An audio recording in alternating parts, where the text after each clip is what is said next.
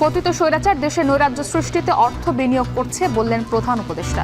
নারী নির্যাতনের ঘটনায় উদ্বেগ, অদম্য নারীদের সম্মাননা। কলাবাগানে চাঁদাবাজিতে অভিযুক্ত 14 জন আদালতে। চিহ্নিত হয়নি ফরহাদ মজহরের প্রতিষ্ঠানে হামলাকারী। বনশ্রীতে স্বর্ণ লুটের ঘটনায় গ্রেপ্তার 6। পুরায় ধর্ষণের শিকার শিশুর শারীরিক অবস্থার অবনতি। চিকিৎসা নিশ্চিতে ঢাকা মেডিকেলে 4 সদস্যের বোর্ড গঠন।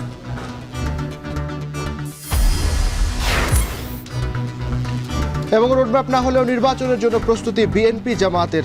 সন্ত্রাস ও কালো টাকার ব্যবহার বন্ধে সতর্ক থাকবার আহ্বান।